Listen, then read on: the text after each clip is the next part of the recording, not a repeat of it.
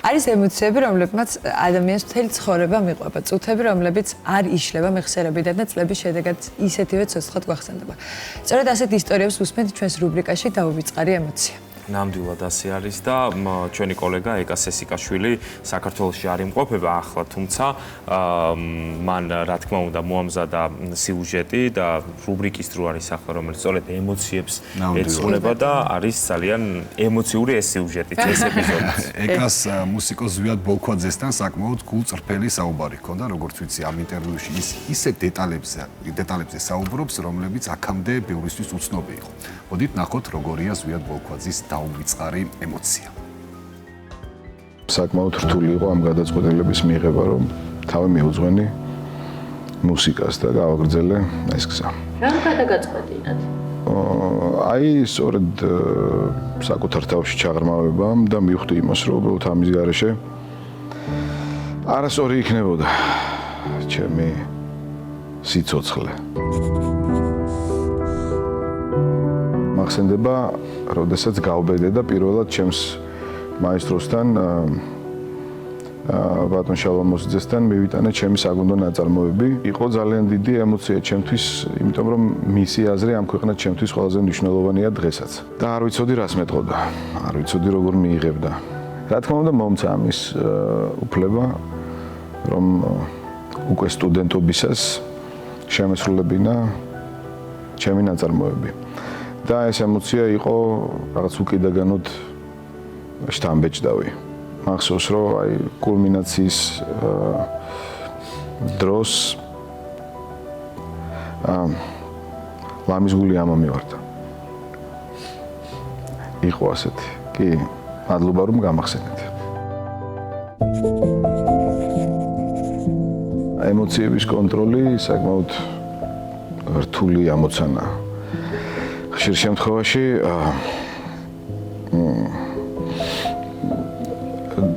ჭარბობს, ძლიერია ძალიან ის და ვერ ვიხომე. როდესაც დავუშვათ თუნდაც რაღაცა გამტარი ხდება ადამიანი და როდესაც შენ ხარ რაღაც ჭურჭელი საიდანაც გადმოვედინება ბგერა, მუსიკა, კომპოზიცია.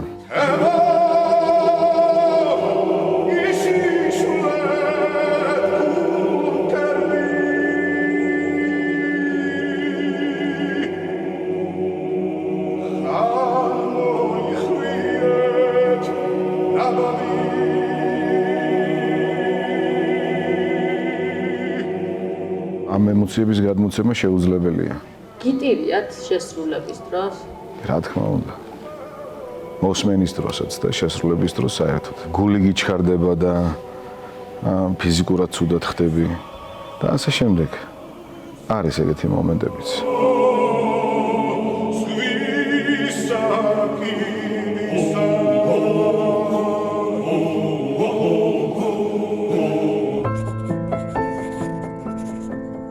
მე დღესაც ხშირად ვარ ბავშვობაში. ალბათ ეს გრძნობა რომ ტოვებს ადამიანს, ყველაზე დიდი სიმძიმე მაშინ არის. ხო და ვცდილობ რომ ხშირად ვიყო ბავშვი. სულ ემოცია ბავშვობა. გემოც, ფერებიც, გარემოც, პირველი შეგრძნებები. როგორია შეყვარებული ზვიად ბოლქვაძე? შეყვარებული ზვიად ბოლქვაძე არის, რა ვიცი, პატარა დიდი ბავშვი. მიუხედავად იმისა, რომ საკმაოდ რთულია ჩემი ყოველდღიურობა, მაინც ვახერხებთ, რომ რაღაც სიურპრიზები გავუკეთოთ ერთმანეთს და მადლობელი ვარ მისი, რომ ის ძალიან მიწყობს ხელს.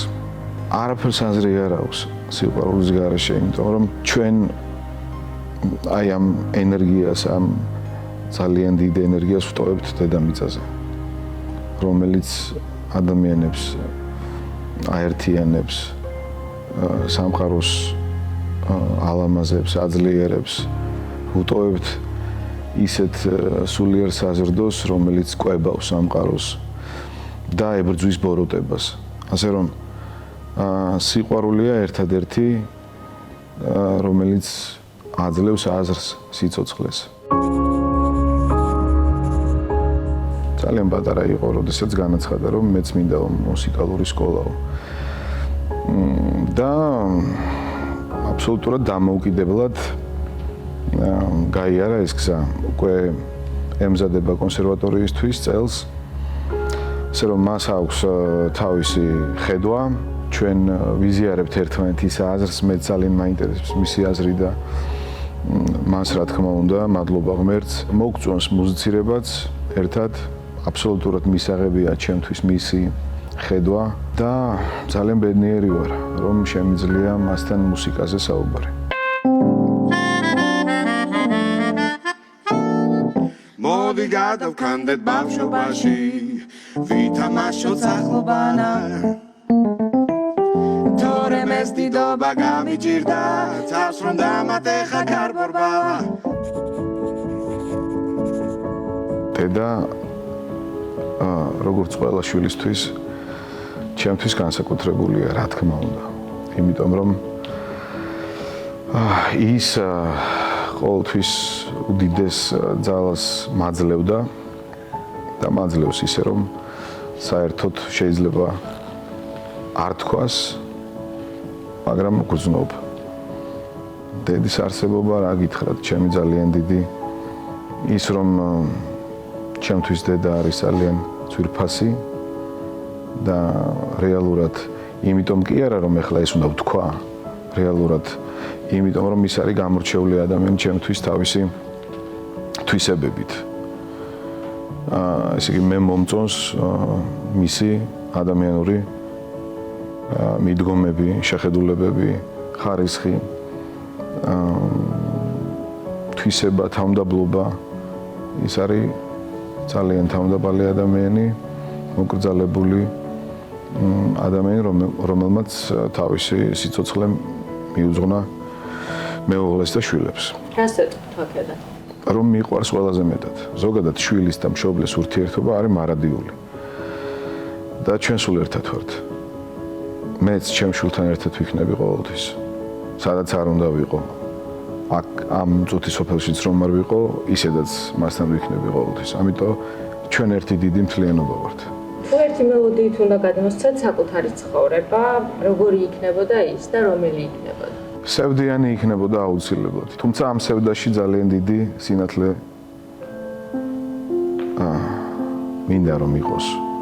მაგრამ ამ სევდის გარეშე ვერ წარმომიდგენია სამყარო, იმიტომ რომ საბოლოო ჯამში ადამიანები ვართ, ვაცნობიერებთ იმას, რომ ეს არის უდიდესი საჩუქარი, სიცოცხლე, რომელიც ამ სამყაროში რაღაც პერიოდით არის.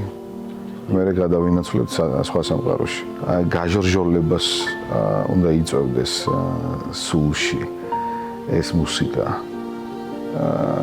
ძალიან დიდი იმედის მომცემი უნდა იყოს ეს სევდა. და ეს სევდა უნდა იყოს ის, რომ არ გავიწყებდეს იმას, რომ შენ ხარ ადამიანი, რომელიც წუთის სოფლის სტუმარი ხარ და რაც შეიძლება მეტი სიკეთე უნდა აკეთო. ისევ და ისევ ხელშეუხებელია მშობელი და ეს კიდევ ერთხელ ვამბობ, რომ ჩვენ ერთი დიდი მთლიანობა ვართ. და რა თქმა უნდა, მეუღლე და შვილები. შემდეგ რა თქმა უნდა, ჩემი ძმა. ასევე თავი ადამიანი ერთი ვერ გითხარით, ეხა ერთი როგორ უნდა ვთქვა? შეუძლებელია, ერთი არა. თავი ადამიანები, კი, მეგობრები, ნათესავები. მათ გარეშე და სამშობლო. იმიტომ რომ ამ ყველაფრის გარეშე მე ვინ ვარ? ვინ არის ზვიად ბოლქვაძე? ზვიად ბოლქვაძე